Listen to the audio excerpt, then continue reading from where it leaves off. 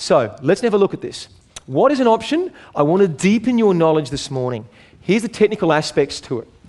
It means it's a document that gives me, being you, gives me the choice to buy on my conditions or not. Remember, it's a right but not a legal obligation. We can tear it up anytime we so choose.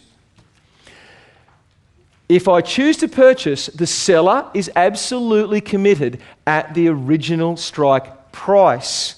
That means there's no negotiation. The seller can't go, well, it's a 24-month option. I'm 6 months into the option and I've changed my mind. I think I'll go have a holiday in the Caribbean. Doesn't work like that. It's a legally binding document. They cannot sell the property. They cannot do anything to it for the course of the option. Okay? Now, underlying principle. In order for the transaction to proceed, it must be at the sole discretion of the option holder. Who is that? Who is that? It's you. It's me. Absolutely. Good. Well done. Now, process. Well, we looked at this deal yesterday. And I put it up on the screen today. I'm going to show you how the graduate found this deal. It's optioned at $1 million. It has a DA at $1.7 million. That's massive value. We've brought an approval to the table, a turnkey solution for the ultimate buyer. We did the hard yards. We actually put the DA in place, you and I together as a team. The upside was $700,000. We had some consultancy costs. The cost of the DA, about $70,000.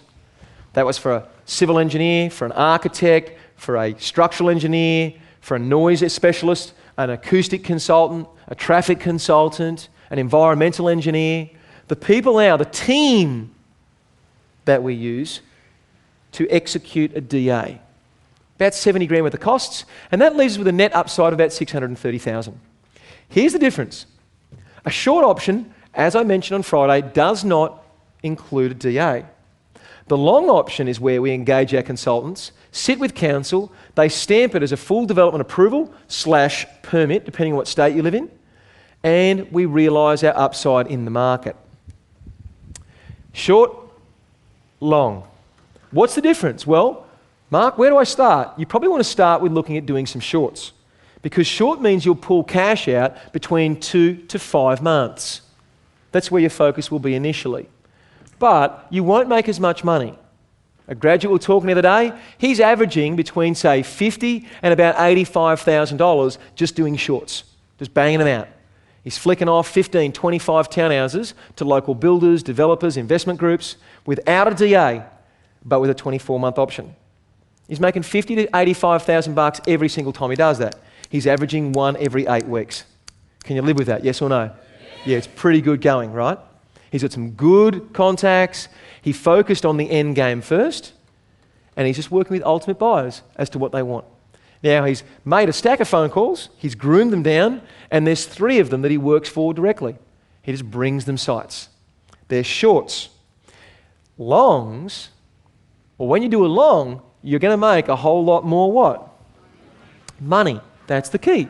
A long involves you and I spending some money on the DA and they're in turn flicking it to the market, but it's got a lot more value attached to it. Is that right? Remember we took that seedling, we turned it into oranges, and we turned those oranges into orange juice. We've added massive value on that thing.